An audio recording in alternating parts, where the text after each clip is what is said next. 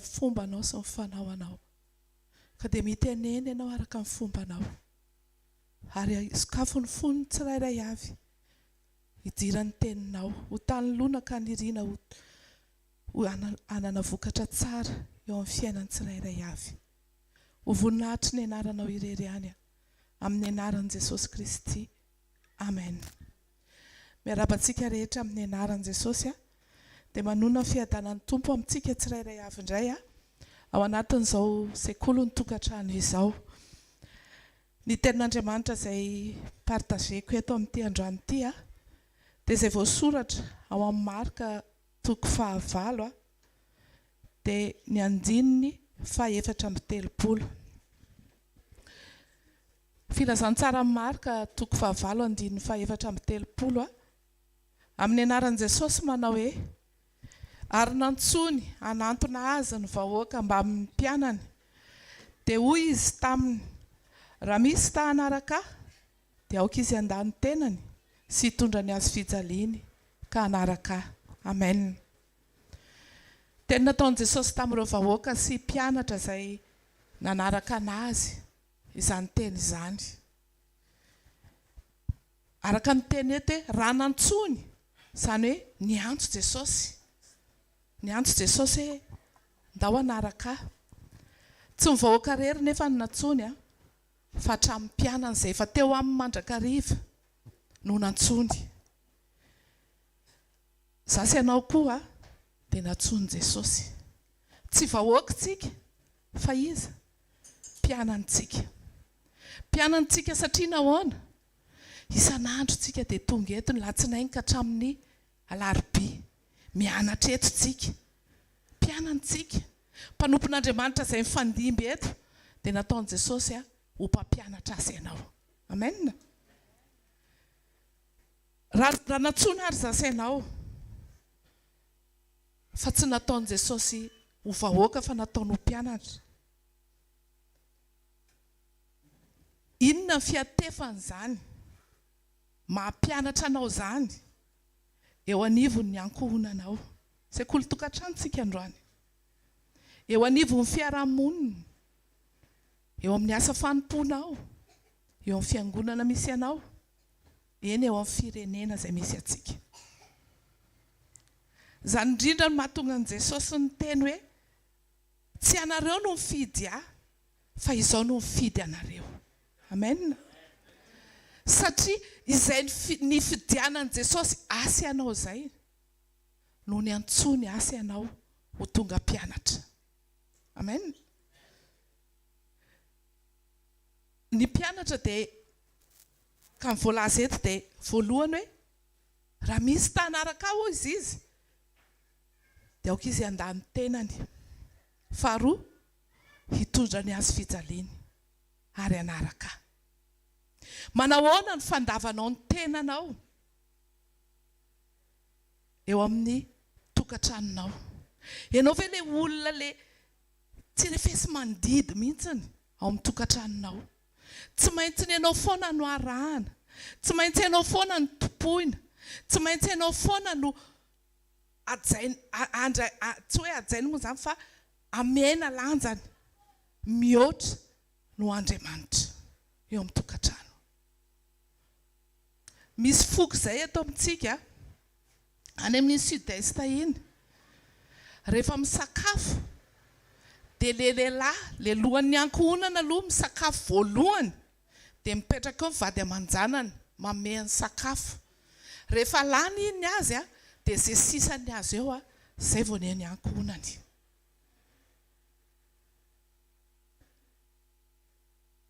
Hitanao hoe tsy normal mihitsy izany fombafomba izany.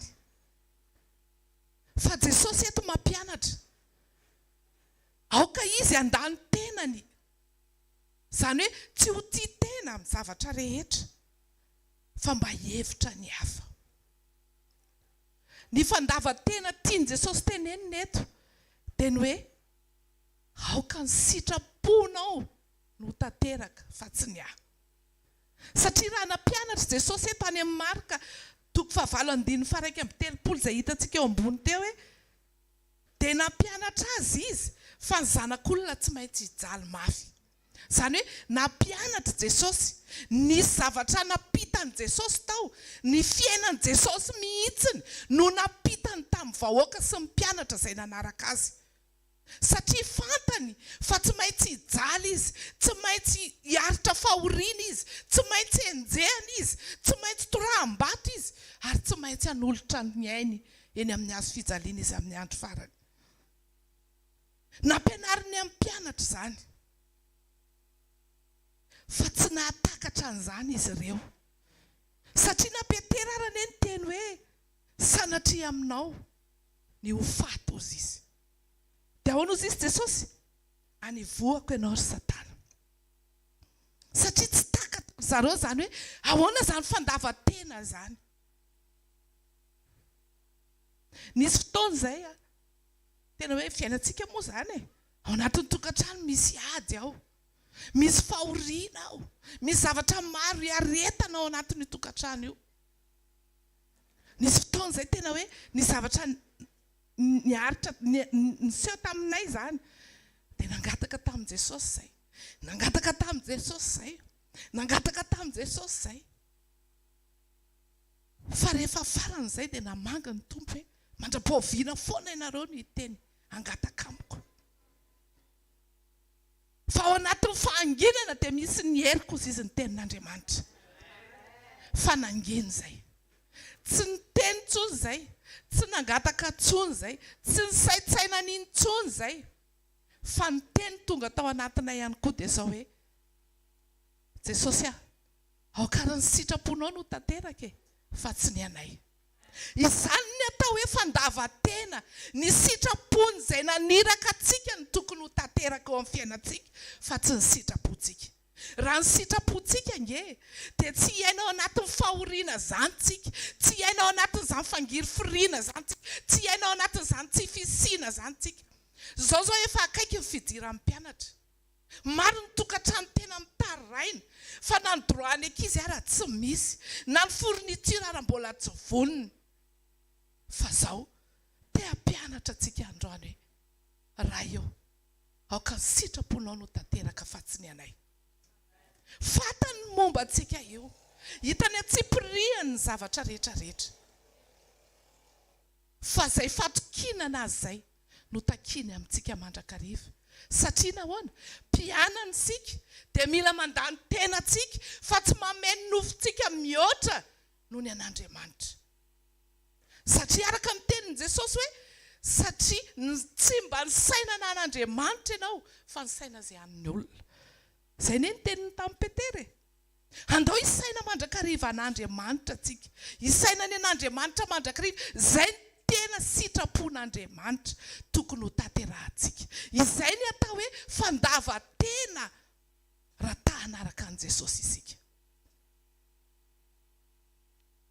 Mpianatra tsika fa tsy kristianina. Mpianatra tsika fa tsy kristianina. Mety hiteny amiko ianao hoe fanahoana dia hozy aho hoe Jesosy ny teny hoe mandehana any amin'izao tontolo izao dia ataovy mpianatra amin'ny firenena rehetra. Fa Jesosy tsy niteny hoe mandehana any amin'izao tontolo izao dia ataovy kristianina amin'ny olona rehetra. Fa ny kristianina izany afaka miteny daholo izay hiteny hoe kristianina. Mandehana eny an-dalana eny dia anontany eny olona fa tena miteny izy hoe kristianina. Fa isika mpianatra Jesosy. Isan'andro san'andro mpanompon'Andriamanitra. Ary tena hisoraka an'Andriamanitra lehibe mihitsiny mampianatra antsika isan'andro san'andro eto. Manome ny fiainany rehetrarehetra ho aso anao. Tadidio fa tsy hoe zavatra niforoniny no tantarainy amintsika ireo mpanompon'Andriamanitra rehetrarehetra mifandimby eto hatramin'ny pastera Rodolphe izany, na mama Viviane izany, ireo pastersa rehetrarehetra. Ny fiainany no zarainy amin'ny sy anao. Satria nahoana? Fantany fa ao amin'i Jesosy ihany no hiafarana. Amen. Na i Paoly arane dia tena natsapan'izany teo amin'ny fiainany. Ary tsindrimy Paoly mafy mihitsiny. Fa Jesosy ihany no modely amin'izany fandavan-tena izany. Araka amin'ny voasoratra any amin'ny Filipianina 4:5-5 manao amin'ny anaran'i Jesosy.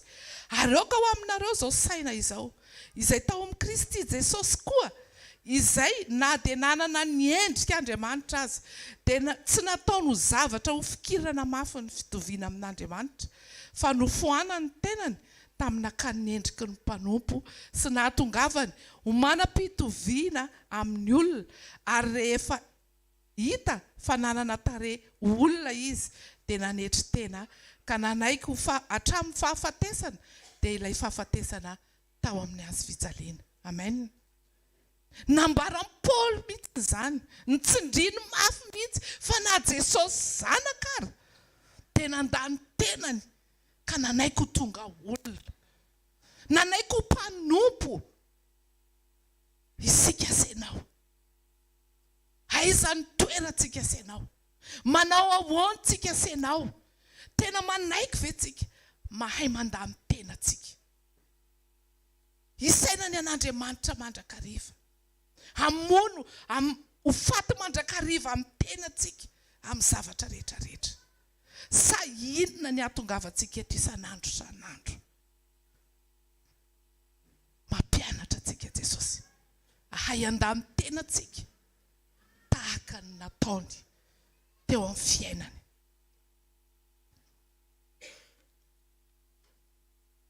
Ny mandan-tena ihany koa dia manao ny tena ho zero, ho tsy misy fa Jesosy ny zato isan-jato eo amin'ny fiainana.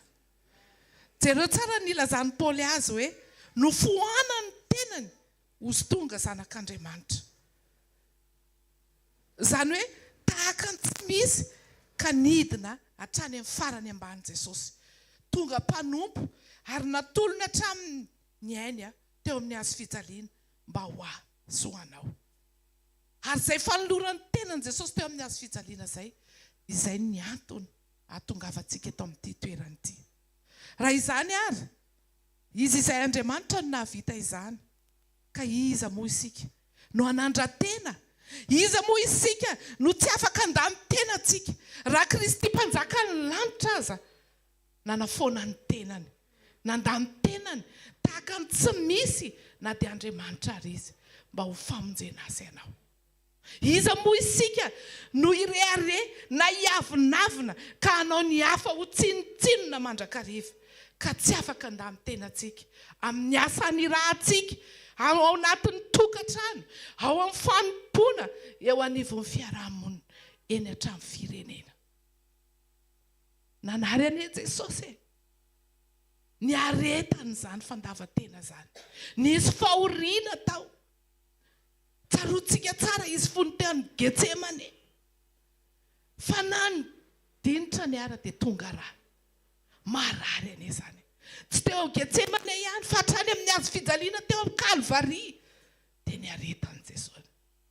Fa zasy ianao, vao misy zavatra kely mitranga ao amin'ny tokantrano, vao misy zavatra kely miseho eo amin'ny fanompoana, dia efa tsy zaka, dia efa mitaraina mafy, dia efa zany nga tsy mahatonga ny tsolo fa tena tsy tiako aza ve maninona ny atao an'izao e?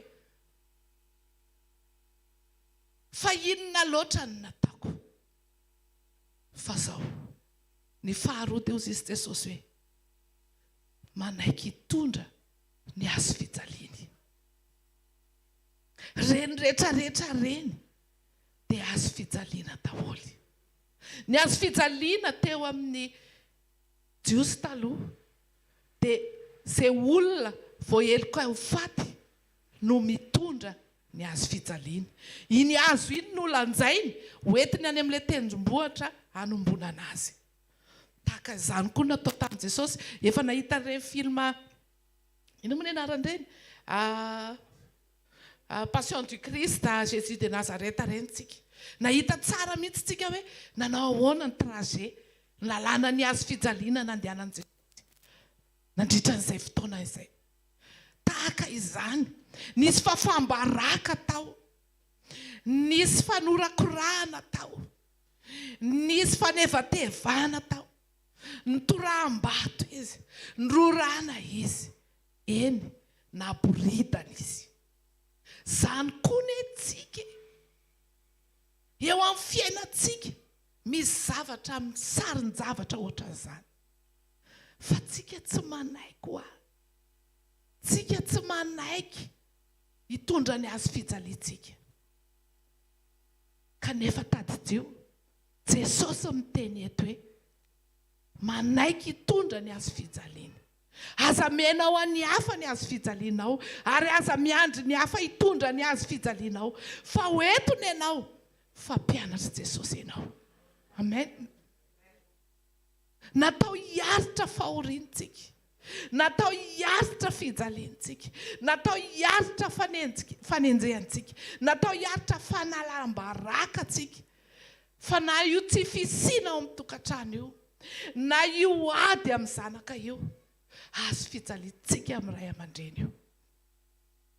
Nisy fotoana ny zanako nitady zavatra taminay, zavatra tena hitanao mihitsy hoe impossible, fa tena marary zany ary ny ankizy amin'izao dia tena mahasama mamaly ray aman-dreny mihitsy. Tena tsy haiko aloha fa tena za mahita an'izany eo aminay tena mahita tena Jesosy fa tena hoe ampianarin' Jesosy ianao hoe azo fijalianao. Fa ianao tena mampianatra mihitsy mipetra aloha amin'ny tany ny tongotra, apetrao amin'ny tany ny tongotra fa tsy misy mitsambika mikipy zany. Fa apetrao amin'ny tany aloha ny tongotra. Fa azo fijaliana daholo reny rehetrarehetra reny. Eo amin'ny fanompona misy azo fijaliana. Fa aza ataonao tena ho fahoriana eo anatrehanao zany ka tsy androsonao anaraka an' Jesosy. Fa mandehana foana na inona satria Jesosy efa niteny hitondra ny azo fijaliana noho Jesosy. Ary eto dia tsy ndriny ny filazantsara ny Luka 7:7 fa isan'andro izy dia tokony hitondra ny azo fijaliana ny olona. Isan'andro zany tsika dia tokony misy azo fijaliana hoentintsika foana. Ary izay madiso ny fampianarana sasany any amin'ny toerana hafana hoe rehefa manaraka an' Jesosy dia tahiny mahomby zao sy ny rehetrarehetra. Fa tsy maintsy ho tonga amin'izany tsika fa misy aretanao dia ny fitondrana ny azo fijalian'i Jesosy io. Amarana ako satria fa tonga amin'ny fotoana dia amaranako anazy dia izao hoe ambaran'i Paoly any amin'ny Korinthiana 2:4-7 manao hoe ny anaran'i Jesosy voageja manodidina izay ozy izy nefa tsy tery, vehevitra nefa tsy mamoy fo, enjehana nefa tsy nahafoy, podraka nefa tsy maty, mitondra ny fahafatesan'i Jesosy mandrakariva ao amin'ny tena izay, mba aseho ao amin'ny tenanay koa ny fiainan'i Jesosy, fa izay velona dia atolotra ho hatramin'ny fahafatesana mandrakariva noho ny amin'i Jesosy, mba aseho amin'ny nofonay mety maty koa ny fiainan'i Jesosy, koa ny fahafatesana no miasa ao aminay fa ny fiainana kosa ao aminareo. Amen. Ny aretan'i Paoly zany, fantatry Paoly zany, nitondra ny azo fijaliana izy, nigadra izy, nitoraham-bato izy. Fa ny aretany zany satria nahoana? Fantany fa tsy ny voninahitra ny tany no ilainy, fa ny voninahitra izay hitsena azy rahatra izay eo amin'ny fiainana mandrakizay ao amin'i Jesosy. Dia tahaka izany koa isika. Ninona zavatra misy eo amin'ny fiainantsika, ninona ady eo amin'ny tokantrano misy antsika, maneke mandahateny, maneke hitondra ny azo fijaliana, fa tompon'antoka amin'ny fiainako tokantranoko sy ny tokantranonao Jesosy, ary mbola tsy namela antsika hirery zany izy, tsy mbola namela antsika hafa-baraka zany izy, mbola tsy nandao antsika zany izy raha dia iray sekondra ary, fa mitoera foana mankatoa azy, mitoera eo am-pototry ny tongony mandrakariva. Amen. Vavaka-tsika.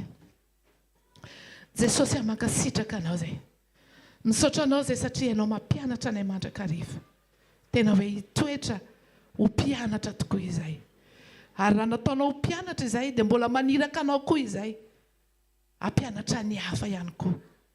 Ny voalohany dia ireo ankohonanay ampianarinay izay nampianarinao anay Jesosy. Fa ianao ny modely, ianao ny taratra indrindra Jesosy malala.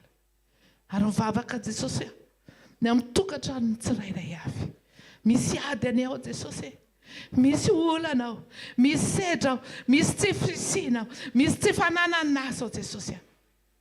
Fa ny azoko antoka tokana dia izao irery ihany hoe tsy mamelana io irery ianao ary tsy mamelana io afa-baraka izany.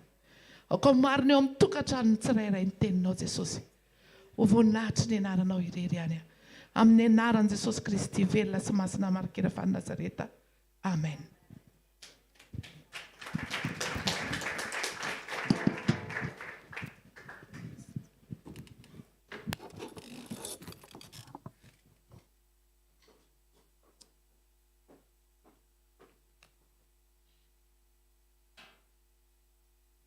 Alléluia. Falindray mirabantsika amin'ny anaran'i Jesosy Kristy. Ndao antsika rivavaka mbola metraka ny teny eo am-pelatana amin'ny fanamasina mba izy no hiteny tanteraka ao anatin'ny fony tsirairay avy androany. Mananafatra ao antsika tokoa ny tompo. Ndao hiary hivavakantsika tompoko. Misaotra anao izay fanamasinao. Misaotra anao izay Jesosy Kristy mpanjaka anay. Ianao tokoa no Andriamanitra, ianao tokoa no arahanay ary ny teninao Jesosy dia fanasy fiainanao anay. Androany izay dia tena hoe manokatra ny fo mampananay hiaino indray ny feonao. Androany izay Jesosy dia mangetaeta tanteraka indray aheno anao ary ankatony teninao mba ahatonga ny fiainanay tena hoe fiainana anjakanao tanteraka Jesosy ary hiaina fiainana feno fanatrihanao, feno fandresena ao aminao isanandro izay. Raha kofindrano ny teny tompo dia mangataka aminao koa ianao no ampiteny vavako tsy teny ho ahy fa tena hoe izay ampilazainao irery ihany fanamasina. Amin'ny anaran'i Jesosy Kristy no hanaovana izany vavaka izany. Amen. Maheno anao ve ianareo? Maheno tsara? Alléluia. Androany efa betsaka ny teny izay nozaraina teo ary betsaka ny amin'ny zavatra efa nitenena teo ihany koa no efa nomeny Jesosy ho zaraiko fanamafisana ihany izany. Ny lohahevitra dia hoe mamaly sy manatanteraka izay takian'Andriamanitra mba hatamana ny fanotronany eo amin'ny ankohonana. Mamaly sy manatanteraka izay takian'Andriamanitra hatamana ny fanotronany eo amin'ny ankohonana. Amen. Ao amin'ny Jaona 7:7-20 amin'ny anaran'i Jesosy vakitsika fantatsika tsara ny ten'Andriamanitra izany. Jaona 7:7-20 vakitsika. Ny ondriko miaino ny feoko ary izao mahalala azy ary izy manaraka. Ary izao manome azy fiainana mandrakizay ka tsy ho very izy mandrakizay. Ary tsy hisy andrombaka azy amin'ny tanako. Ny ondriko miaino ny feoko izy Jesosy. Androany sekoly tokantrano ity ary ihany koa tsy ho an'ny mpivady ihany fa ho an'ny rehetra izay manatrika tokoa. Mety efa maty vady ianao, mety mitaiza rery ny zanakao ianao, mety ihany koa zanaka ianao tonga eto fa ten'Andriamanitra dia miantefa ho amintsika rehetra ary miantefa ho an'ny ankohonana sy ny tokantrano ihany koa. Jesosy ilay mpiandry tsara ary tsika ny ondry fiandriny.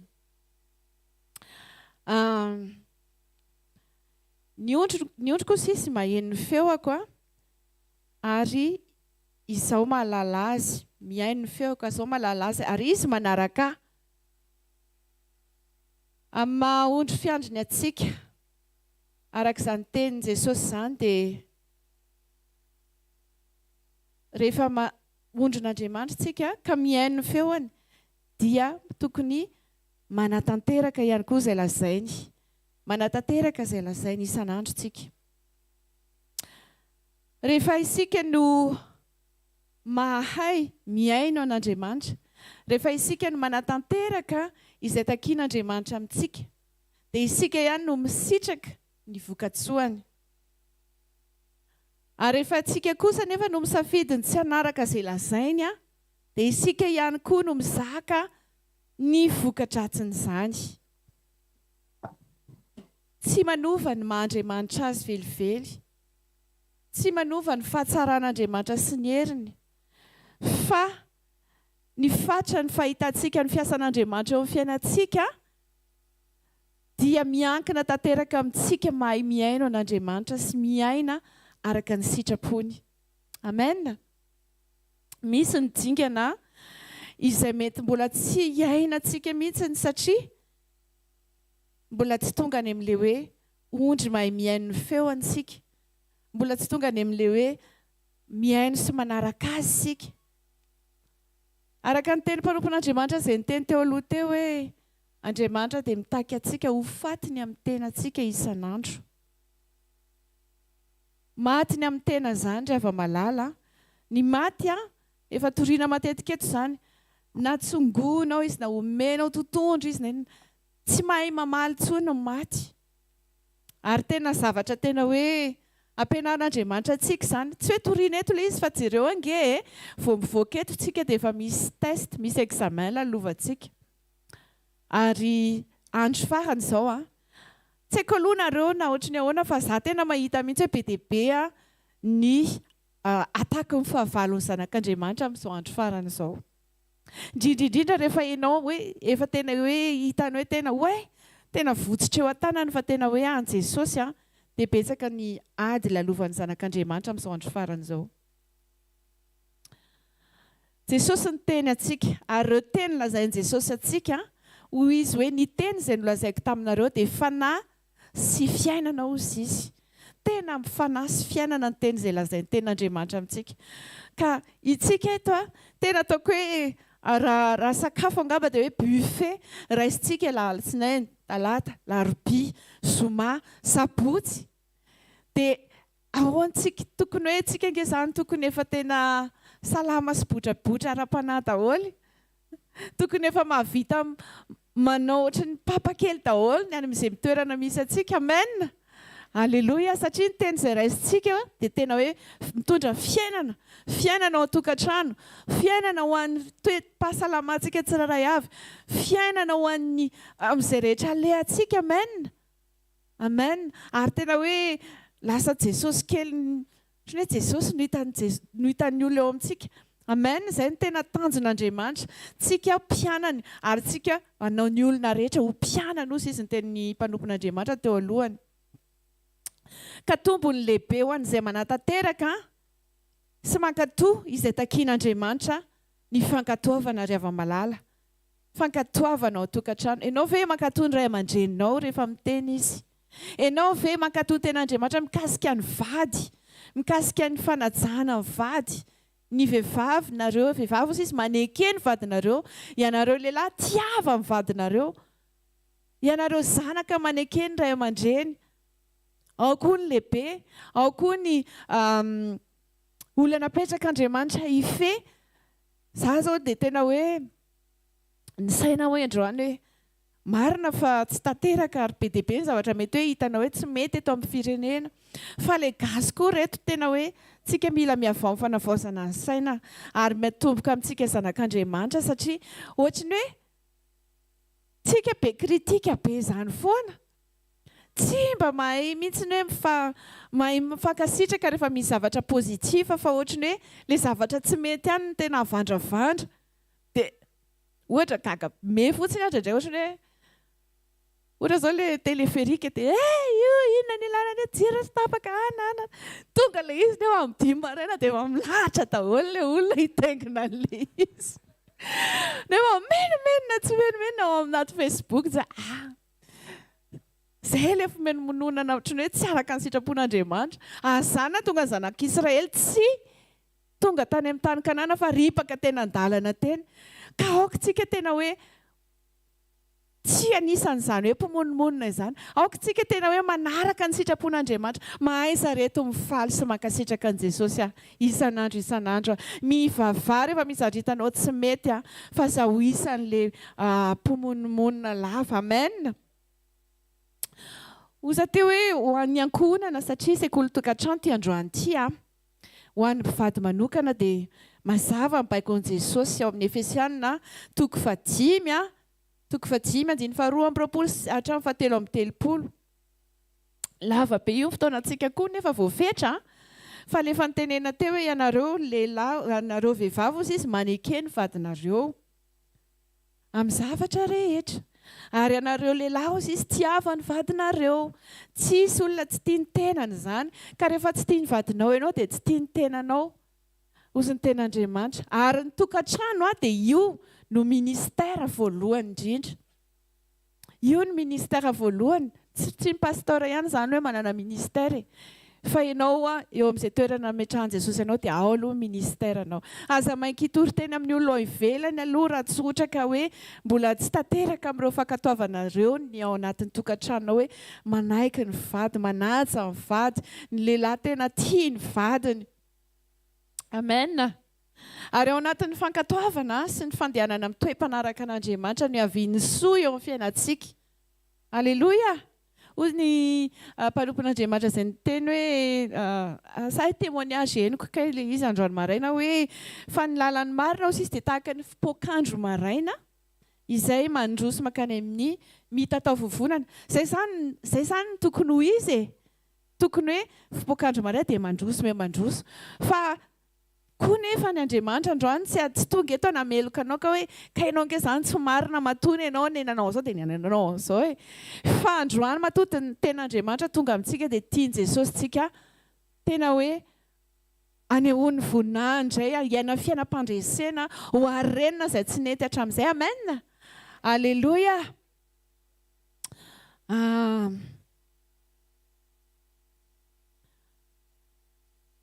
ny atao hoe zanak'Andriamanitra riavana dia tsy hoe isika miantso ny anaran'i Jesosy lafa vao misy zavatra kely dia Jesosy eo na hoe izay miantso Jesosy hoe tsy misy manao amiko hoe tompoko ozy izy fa izay manao ny sitrapony raiko dia izy no atao hoe zanak'Andriamanitra isika mankatoa isika mamoa ilay vo izay mampitovy atsika amin'i Jesosy manaka an' Jesosy isan'andro ary ny fanafantsika an' Jesosy dia tsisy afa-tsy ny fananantsika fiombonana lalina na hoe communion lalipaka amin'i Jesosy amin'ny fanamasina isan'andro iandro avy malala amen alleluia rehefa mifaneraseranintsika dia ao anatin'ny fifaneraseratsika amin'ny fiombonantsika lalinao dia mifampifindra ilay toetra ozy ilay fampianary mpanompon'Andriamanitra izay hoe izy ny voalopaka tsika ny sampany ka ny seva izay mitomboka any amin'ny fakany mahazo ny sampany mahazo ny voany dia ray ihany fa tsy hoe sevana voalopaka dia lasa sevana voasary avy eo na voasary makirana ka izay indrindra rehefa miray amintsika dia ilay sevan' Jesosy no mikoriana ao anatintsika amen alleluia ny zavatra tokony ataontsika izany eo amin'ny ankohonana isan'andro ianao ray aman-dreny tao amin'ny zanakao isan'andro ianao zanaka raha varimbariana ray aman-dreninao sy ny mpiray tam-po aminao dia foazy izy indao antsika fa fotoana izao hitadiavantsika an'Andriamanitra amin'ny fo rehetra fotoana izao tena hifantohana amin'ny fiverenan'i Jesosy satria tena akaiky ary tena efa hoe tsy fantatritsika ny andro tsy fantatsika fa ny vanim-potoan'Andriamanitra kosa nefa manome famantarana ary ny vanim-potoana sy ny famantarana dia efa tanteraka ny ankabetsahany ka inona zany inona no mbola mahavariana inona mbola tena hitsika eto amin'ity izao tontolo izao sy tena hoe mbola hitadiavantsika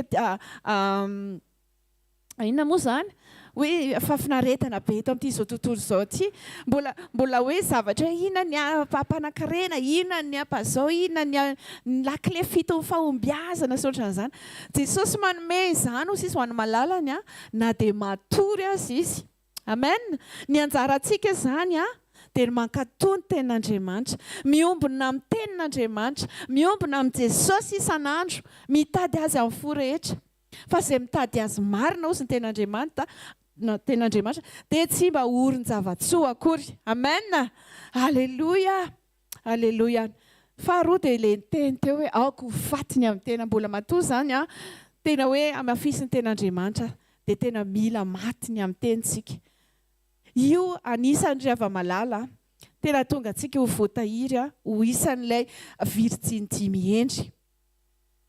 Anao fijorona vavolombela-kelany amin'ity ilay hoe matiny amin'ny tena ity. Ny olona matiny amin'ny tena dia tsy mamaly faharatsiana ny faharatsiana ry havana. Za zany tsy sanatria hoe manala-baraka toeram-piasaina na hoe manala-baraka olontsika eto fa tena hoe ohatra ny amin'ilay zavatra takian'Andriamanitra amintsika amin'izao andro farany izao. Mandalo ady ozy izany zanak'Andriamanitra ary mandalo sedra, mandalo fizahan-toetra. Ary rehefa Andriamanitra izay no ampiasa dia tena hoe sedraina hatramin'ny farany ianao. Za zany dia niasa ary niasako za zany tsy niovaova asa zany mihitsiny. Fa ohatrany hoe zay zany tena ataoko hoe asa voalohany dia asa birao tsy haiko koa hoe farany koa aloha nefa fa tena hoe angatahako amin'i Jesosy satria tsika nazo teny tety fahaleovana no ilayntsika fa tsika manompo an'Andriamanitra. Dia niasa zany nandritra 18 taona. Dia vao niditra tao amin'ny toeram-piasana io poste anankiray izay nidirako tao. Dia io poste io foana no occupeko nandritra izay 18 taona izay fa niampy fotsiny ilay izy. Tamin'ny voalohany hoe interprète. Dia avy eo ilay izy nitombo lasa rattaché directement tamin'ny bureau an'ilay lehibe, les ambassadeurs. Dia za zany ilay manaraka azy natraiza. Dia mandika teny, dia malala resaka ny projet de coopération rehetra ao entre le firenena sy ny firenentsika sy le firenena niasana zany. Dia sady secrétaire-ny mpadika teny ndraindraiky ohatran'ny hoe chef protocole satria za malala le olona rehetrarehetra tokony ionana zany. Dia zay ny asako tao. Dia tena hoe nidirako tao fahagagana be, tena hoe fahita-pity be satria tsy nanaraka ny zavatra norme ara-dalàna fa ohatrany hoe ny olona zany tonga dia mandalo interview dia manao examen dia antsoina avy eo. Za koa sady tsy nandalo examen, tsy nandalo interview fa tamin'ny antso an'ary zareo za tany an-davy tamin'izay. Dia hoy le vadoka aty eo izy. Dia hoy zareo efa tsy maninona fa andrasanay izy. Dia hoe andrasanay ok ary alleloia. Dia tonga avy any dia tonga dia niresadresan'ilay lehibe teo fotsiny dia nomeny taratasy dia tia hoe mba adikao kely. Dia nadikako teo. Dia tonga dia ok voaray. Dia izay aloha tena hoe tsy avy amiko izay zavatra izay fa tena hoe Jesosy nanome anahy an'ilay asa. Dia nahafinaritra dia nandeha fotoana. Dia nisy fotoana amin'izay ary nitsapako amin'izay hoe Jesosy tena mahatsiaro tena hoe voatery manodidina mafy mihitsy za. Tsy afaka manompo ohatry ny olona rehetra ako. Tena feritraina rehefa hoe tonga ny rally, tonga n'izao. Azo congé asa tsy azo. Dia tena mijaly kosa aloha. Mahazo ianao fa tena hoe ampijalijaliana ohatra izany. Dia nanomboka koa niresaka tamin'ny papa mihitsy satria isak'izay mandeha tournée dia misy zavatra ataon'zareo izay fantatsika ny yoga. Dia tsy nahazo aina mihitsy fanahiko dia niresaka tamin'ny papa ahoana ny ataoko? Za ve zany ho tafiditra amin'ity resaka ity nefa za tsy tia an'io ary tsy manao an'io atsika tsy manao an'izany zanak'Andriamanitra eto aloha. So dia misy mieritreritra hoe ilay izy misy bien-être ilay izy tena tsy manao an'io tsika fa miantso fanahy ratsy io zavatra io. Dia hoy papa mijoro fotsiny fa za mbola miala tamin'izay. Fa chaque fois zany isaky ny mandeha mission dia tsy maintsy misy izay programme izay foana ampidiriny lehibe ao anatin'le any amin'ilay izay alehany. Na dia tsy zara ny organisateur ilay izy direct fa lasa mandray anjara indirectement ianao zany ao anatin'ilay izy. Dia Jesosy tsy mety amiko ny ity zavatra ity. Dia inona zavatra nitranga? Tamin'ny fotoana tsy nampoizina amin'izay. Zavatra rehetra miara-miasa ozy ny ten'Andriamanitra. Dia ny zavatra nitranga zany dia ohatrany hoe tsy nahomby ilay lehibe anay ratsorina. Ohatrany hoe tsy nahita fity tamin'ilay fitondrana teto izy nefa efa 3e année tiany fotoana sisa ialany dia mody izy. Dia noho tsy nahomby izy tao anatin'ilay zavatra nitranga na dia ohatrany hoe nanao izay ho afaka orany nampiana azy.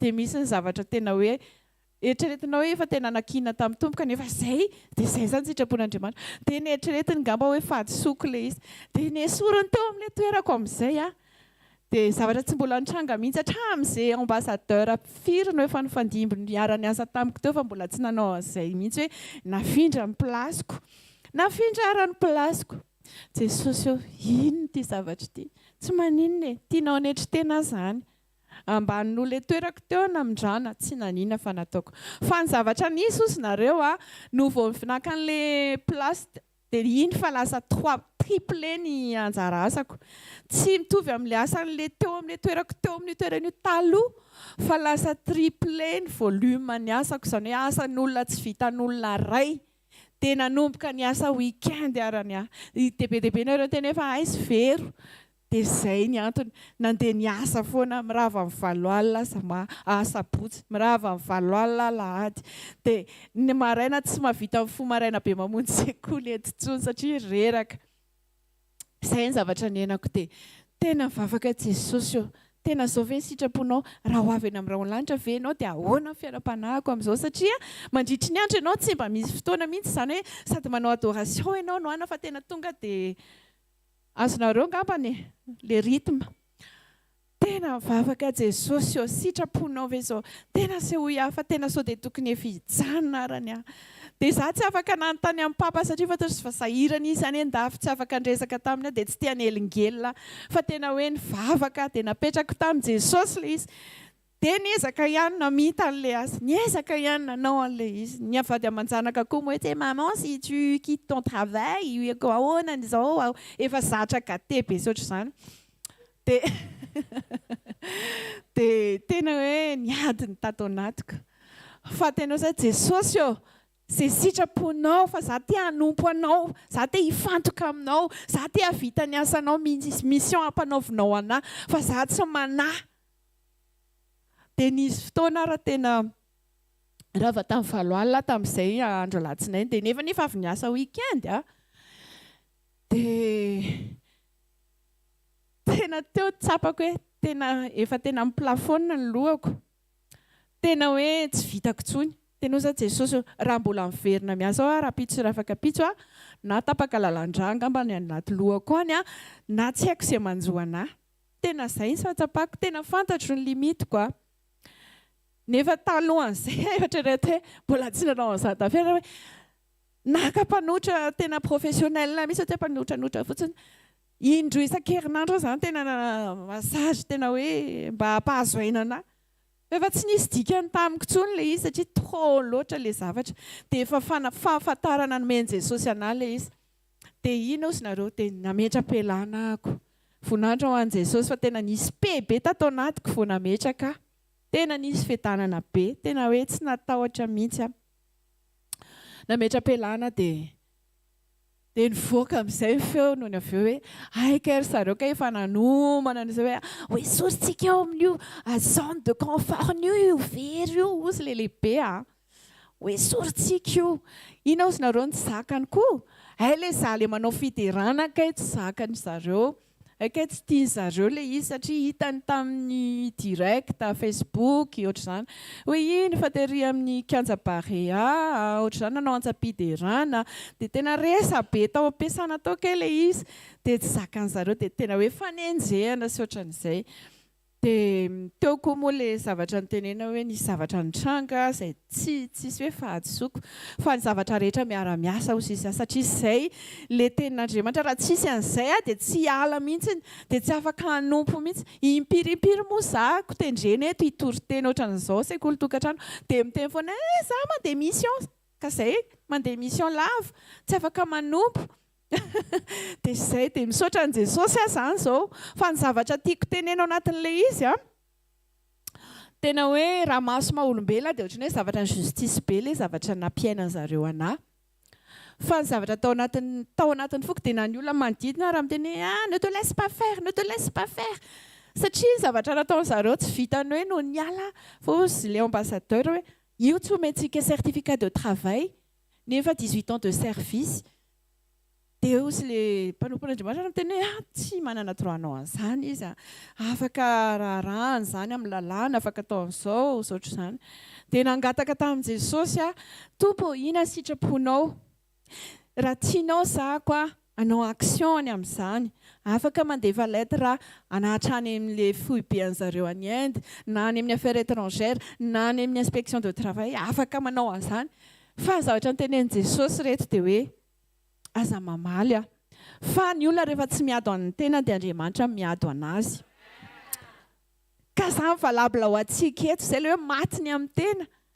dia tsy namaly nangataka fotsiny par écrit hoe mba hangatahako ty zavatra ity après 18 ans de travail zao zara teo narary ty ny proof fa narary tsy afaka niasa ntsony fa zay tsy nasiako suiteny teo zany mbola hoe andehanao an'izao zany dia andefa lettre ry zany dia zao dia efa nanontany conseil rehetrarehetra nalaina atao lettre izy mailatra ny ivelany hoe reto ministra ny andafy fa tena ozy Jesosy hoe mipetraka ianao dia avelao zany ado anao amen dia tena hoe nanana peza zay le maty ny amin'ny tena ry hava-malala aza manao hoe ady fiady io avelao Jesosy no hiady tsy fandemen-tsaina koa zany misy miteny hoe tsy ana tena Jesosy no miteny antsika hoe rehefa tsy miado an-tena antsika Andriamanitra no miado antsika na ny-tokantrano ina ny zavatra hoe ady eo amin'ny tokantranonao amin'izao fotoana izao inona ny zavatra iainanao ao amin'ny vadinao inona ny zavatra iainanao any am-piasana any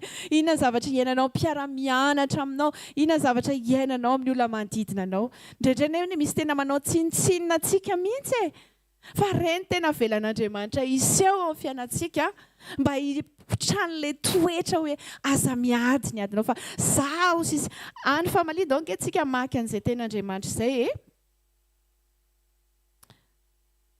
ozy ny ten'Andriamanitra hoe amin'ny Romana toko faharoa ambin'ny folo andiny fahasivy ambin'ny folo Romains 12:19 ry malala aza mamala ratsy fa omeo lalana ny fahatezerana fa voasoratra hoe ay ny famaliana izao no amaly hoy Jehova amen amen rehefa tsy mamaly ianao rehefa tsy manana esprit de vengeance ianao fa tena mamela heloka ianao manadio fo ianao dia matokifa Andriamanitra hijoro hiado anao ary amaly eo amin'ny toeranao ozy ny ten'Andriamanitra ao nandiny fa 4:40 amin'ny Romains 12 ihany hoe misaora ho sisy izay manenjika anareo misaora fa aza manozona alleluia tao anatin'ilay lettre de démission teo sisa hoe zaho higarde fahatserovana feno fanajana sy fankasitrahana ho an'ity toeram-piasany foana ny amin'ny opportunité rehetra izay nomena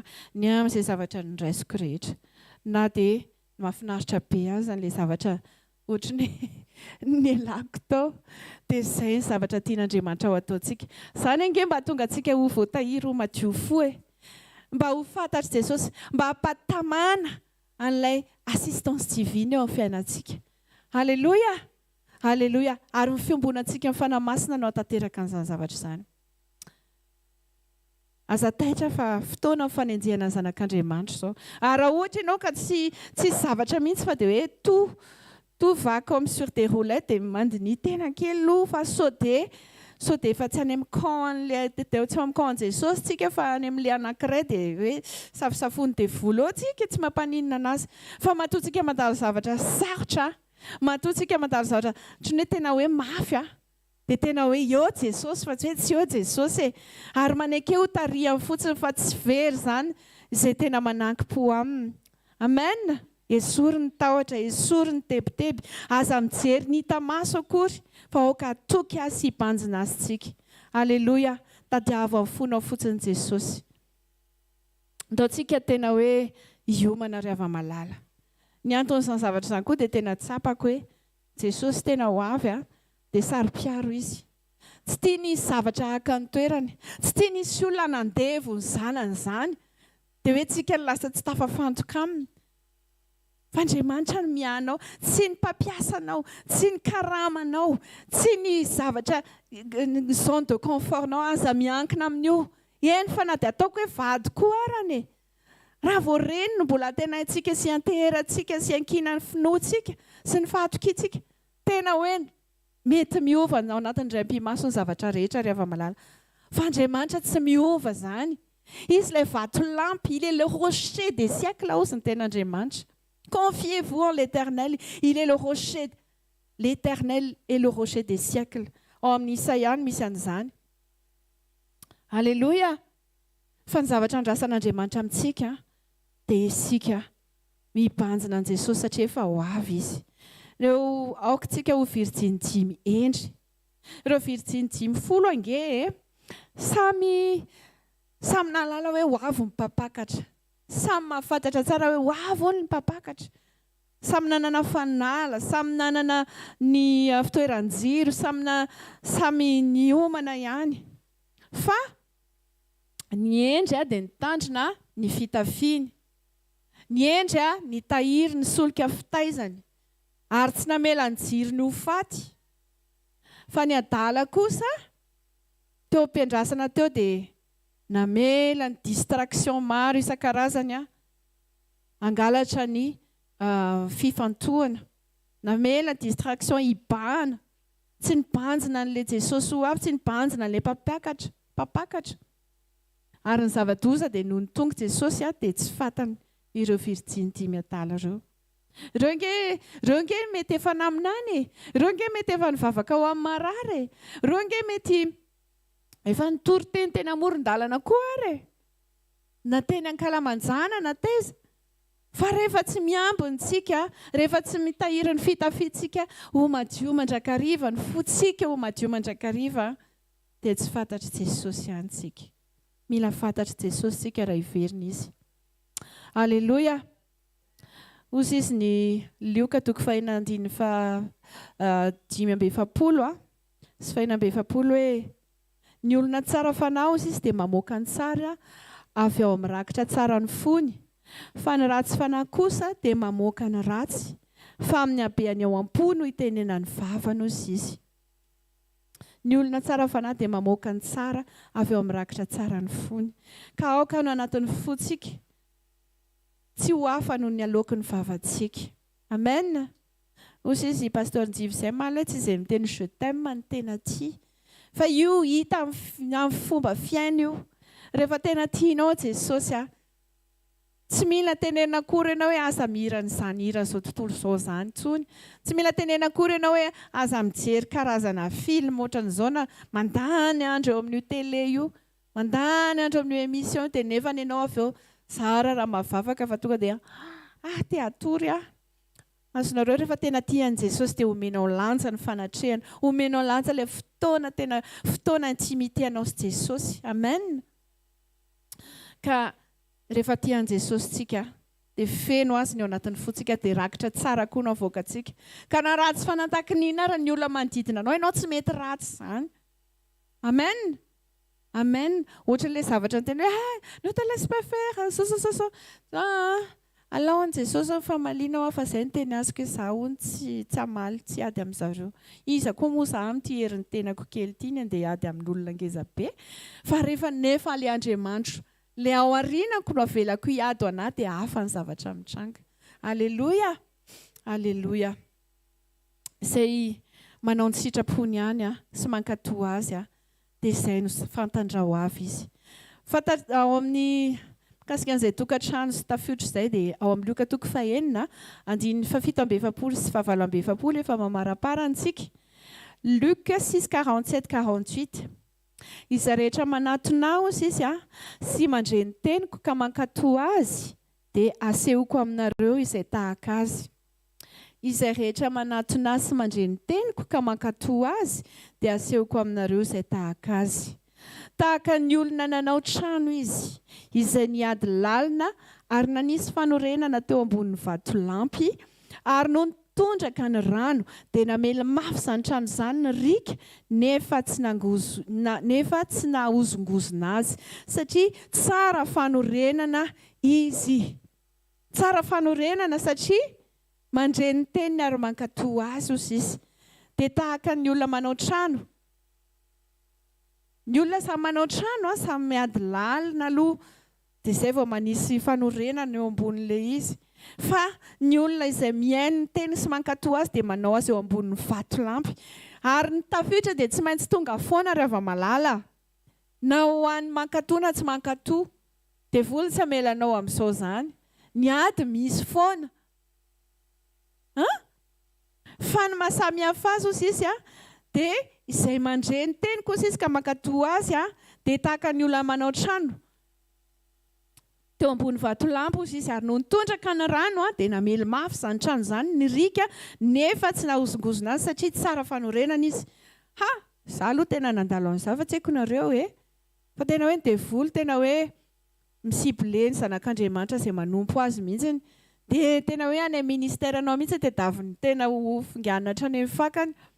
Fa rehefa ohatra ianao ka mijoro amin'ny sitrapon'Andriamanitra ilay tenentsika teo, tsy mamala ratsy na ratsy, mitondra mbavaka, miombona tsara amin'i Jesosy, manao ny sitrapony, dia izy mihitsy no miazona amin'ny fiainanao, tsy horodana ninona na vavahadiny elo aza ozy ny ten'Andriamanitra, tsy aleo fiangonana. Taova amen mafy be. Amen. Fa inona ny andrasan'i Jesosy amintsika? Isika mankatoa ny teniny, isika miombona aminy isan'andro, isika matiny amin'ny tenantsika. Amen. Mba tonga antsika mo be. Halleluja. Fa izay mandray kosa ozy izy amin'ilay 5:7. Fa izay mandray fa tsy mankatoa dia tahaka ny olona izay nanao trano teo ambony tany fa tsy nanisy fanorenana, tsy nanao fanorenana. Dia namela azy mafy ny rika ka dia nirodana niaraka tamin'izay izy ary loza naravan'izany trano izany. Tsy amen izany. Tsy amen izany satria tsika zanaka mpankatoa daholo. Amen. Mandrentsika dia mankatoatsika dia mampiatritsika. Amen. Halleluja. Halleluja. Aoka velantsika ny ten'Andriamanitra meno tanteraka ny anatin'ny fotsika. Tsy hoe feno ten'Andriamanitra ny saina nefa ny avy eo tsika tsy manaraka an'ilay izy akory. Ndao tsika tena hoe hitombo amin'ny famatorana ara-panahy, tena hoe ametraka an'i Jesosy ho loha laharana. Tena hoe izaho tao anatin'ilay fanapahan-kevitra dia izao Jesosy ianao no safidiako. Ianao safidiako fa matoky anao ny amin'ny ambon-drehetra satria ho ianao hoe ny zanako sy ny asan-tanako dia aoka ho adidiko ihany. Halleluja. Aza mihaino ny aza mijery ny tafiotra, aza mihaino ny manodidina, aza mihaino ny zavatra mety hoe lazay nofo saotran'izany fa milentika eo ny sambo-kelinao raha vao tsy mibanjina an' Jesosy ianao. Fa aokantsika tena hoe Jesosy no ifatoantsika. Amen. Ny olona tsara fiombonana sy ny olona mpankatoa ny ten'Andriamanitra, na dia misy aza ny ady, na dia misy aza ny zavatra atao mafy hatrehana, feno fiadanana sy fitsarana ary fifaliana mandrakariva. Tena hoe izany aloha zavatra tena hoe tsapako hoe omeny Jesosy fitsarana sy fiadanana eo ampiatrehana an'izany. Dikan'iny koa tsy hoe manana fitsarana fotsiny ianao fa efa Jesosy miady sy miandraikitra ny fiainanao ao anatin'izay. Halleluja. Dia ny mpivady farany amarana antsika azy tena farany dia hoe mila ny mpivady miray saina mandrakariva.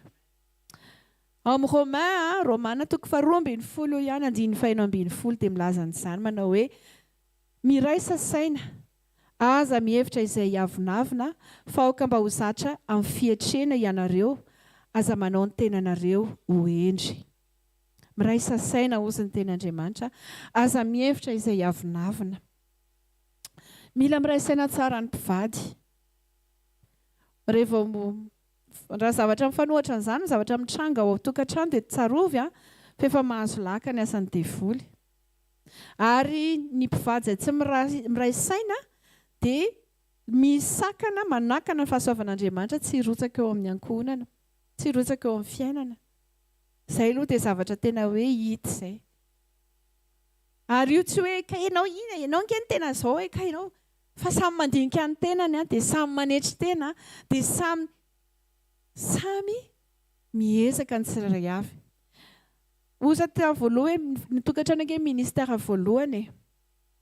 Ary raha misy olona tokony hizaranao ny zavatra rehetra après an'i Jesosy, Jesosy aloha voalohany dia ny vady.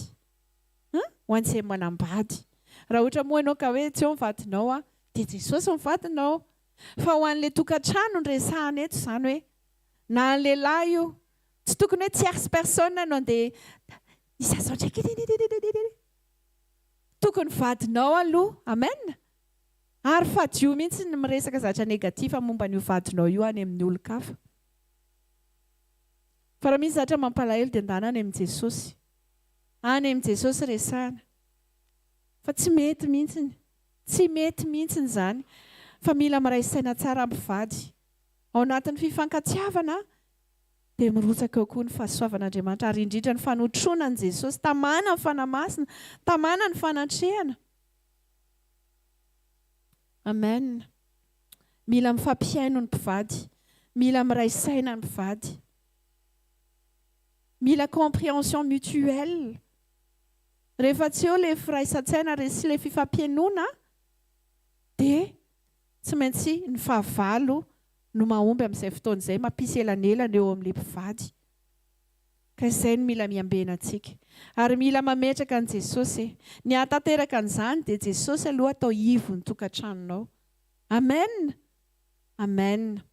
Lasa ny fotoanantsika fa ndao tsika hivavaka. Ndao tsika hivavaka. Aoka Jesosy no ivo ny fiainantsika. Aoka Jesosy no antony zavatra rehetra. Amen. Tonga ho azy izany hoe vady manaiky ny vady, lehilahy tia ny vadiny izany. Rehefa tena Jesosy no ivo ny fiainantsika. Amen. Rehefa mankatoa azy marintsika. Alleluia. Ndao tsika hivavaka. Andriamanitra ho dia tsy miova. Andriamanitra dia miany zanany. Alleluia. Ary ny tena Andriamanitra farany hoe Isaia 26:3-4 hoe ny saina tsy miovaova dia arovanao ao amin'ny fiadanana. Fiadanana tanteraka satria matoky anao izy. Matoky an Jehovah mandrakizay fa Jehovah Tompo no vatolampy mandrakizay. Alleluia. Alleluia. Izy ny vatolampintsika mandrakizay matoky azy tanteraka. Alleluia. Ary oka tena hoe iorona ho amin'ny tanteraktsika tsy ovaova. Ndao hivavakantsika hitsangana. Misaotra anao izay Jesosy. Misaotra anao izay Andriamanitra rainay sanaka fanamasina. Misaotra tompony amin'ny teny androany. Misaotra fa miteny ao anatin'ny fonay tokoa ianao. Mampianatra anay ny sitraponao ianao androany. Tompo manomboka androany izay Jesosy dia tsy hoentin'ny fo, tsy hoentin'ny zavatra hafa fa tena hoe tena anaiky ho tarianao tanteraka. Satria ianao ilay mpiandry ondry tsara indrindra dia izay ilay ondry fiandrinao. Manomboka androany izay Jesosy dia hiaino ankatoa anaraka izay lazainao anetry tena ho fatiny amin'ny teny izay Jesosy anetry teny eo anatrehanao ary anaiky ho tarianao mandrakariva. Tompo malala ampiony tsirairay avy hiazona hitahiry ilay fiombonana feno aminao mandrakariva. Tompo tsy vitany amin'ny herin'ny tenanay fa tena mila anao izay fanamasina. Mila anao isanandro izay. Satria efa ho avy tokoa ianao Tompo. Ka raha ho avy any amin'ny rahony lanitra ianao dia mba ho hita izahay. Tompo hirehatra ho anao. Hitahiry ny solika fitaiza. Adio ny fitafim-panahinay. Ho feno fitiavana izahay. Ho feno fanentretena Jesosy. Aneo ny fitiavanao mandrakariva izay na amin'ny fotoanina na amin'ny ady na amin'ny ina Jesosy satria ianao efa nilaza hoe any famaliana ho ianao ianareo angina izao hiado anareo izao ny vatolampy mandrakizay ho ianao. Mankasitraka Tompo fa manana tokoa izay manana anao ilay vatolampinay izay miado anay izay mampandresy anay. Alleluia. Misaotra Jesosy. Mankasitraka Tompo anao voninahitra sy ny terary ny anja hatramin'ny taloka ho mandrakizay. Amen. Dia manasa mpanompon'Andriamanitra Mantra tompoko.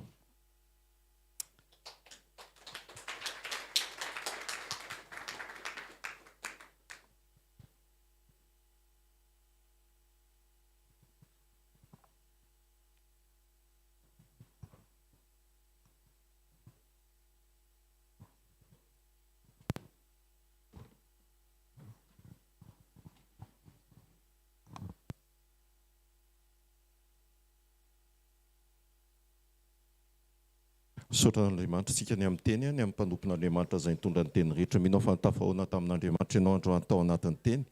Ary afaka nijery fitaratra tsara ihany koa. Ny fitaratritsika dia ny tenin'Andriamanitra fahamarinana. Afahantsika manitsy, afahantsika miroso. Maromaro teny teo fanahy masina ampatsiahan'izany. Hoentinao mamakivaky ny fiainana.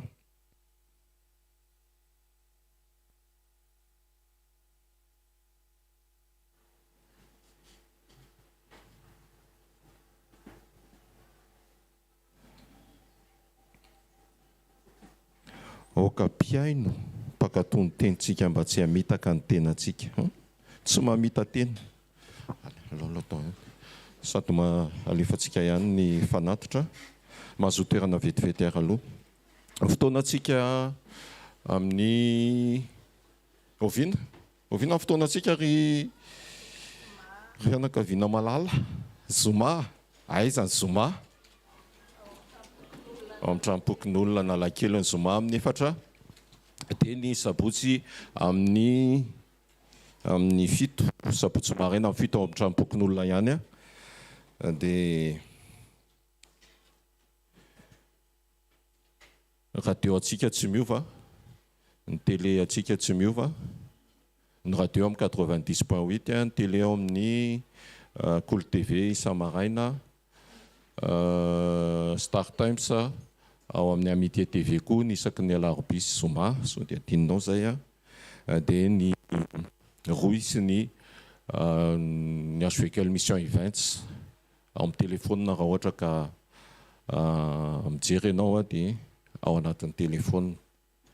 Ao anatin'ny téléphone ao amin'ny FB HVK Mission Events.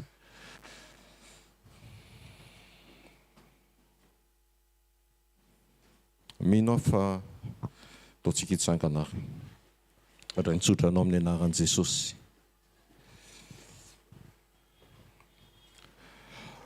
Misotranao zay Andriamanitra ray ny amin'ny fotoan'androany ho amin'ny sekoly ny ankohonana, ho an'ny sekoly ho anay tsirairay avy ihany koa nefa ny tompo. Mandehana fa ianao tokoa ilay hatanteraka ny teny fa ianao sy ny ankohonanao dia hanompo an'i Jehova. Ary satria ianao mpanompo an'i Jehova tsy mpiainy fotsiny fa mankatony teny dia hanotrina anao Andriamanitra. Hanokatra ny lalana Andriamanitra izay tsy takatry ny saina. Eo amin'ny fiainam-panahinao izay etaeta sy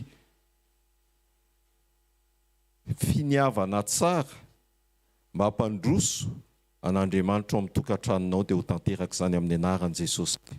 Ho tokantrano feno Andriamanitra. Ho tokantrano tahiana Andriamanitra. Ho tokantrano feno ny fedana Andriamanitra. Tanteraka tokoa zany amin'ny anaran-Dray sy ny Zanaka ary ny fanahy masina. Amen. Fa fahasoavan'Andriamanitra matoa zao